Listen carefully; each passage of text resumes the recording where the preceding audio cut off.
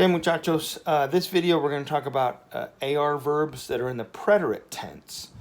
Okay, the preterite is just another, it's one of the simple past tenses in Spanish. Preterite, the other one is imperfect.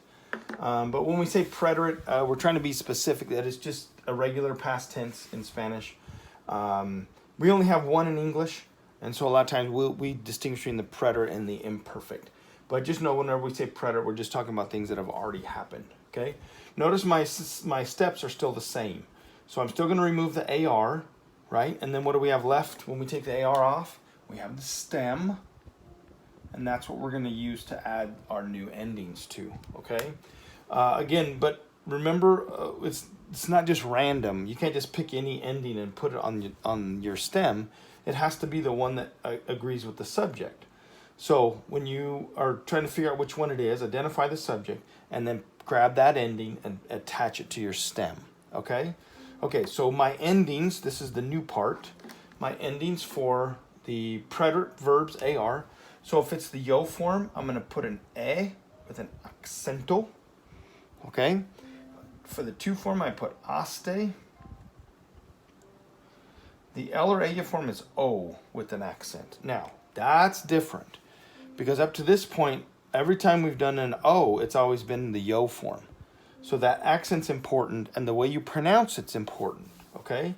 And I'll do an example over here in just a second. But the nosotros form is amos, which is the same as our present tense, which means that you'll have to get whether it's past or present from the context clues. You'll see words like ayer, yesterday, or la semana pasada, last week, where you'll see this almost, and you'll be like, okay, it's already happened. All right, if they're talking about today or every day at 3 o'clock, I walk home or we walk home. Okay, all right, this one is astes, and then this one here is aron. Okay, so those are all my endings. Now, again, let's talk about a couple of these. So let's talk about the verb. Let's do comprar, which means to buy. Let me slide this over a little bit. Okay, to buy. Okay, there are times where you're going to want the phrase to buy. Like tomorrow, I'm going to buy, I don't know, what are you going to buy tomorrow? What are we, a backpack. Okay, so there are some times where you will have this phrase in there and you'll have the word comprar in there. Mañana voy a comprar, okay? All right, so let's slide this back over. Then sometimes you'll conjugate it. You take the AR off and you'll say compro. I buy. I buy. Like every day I buy a La Rosa popsicle. Okay? Now we have let's put a preterite ending there and we'll say compré. It's still I, right? It's still in that one, so it's still I. But now a when has changed.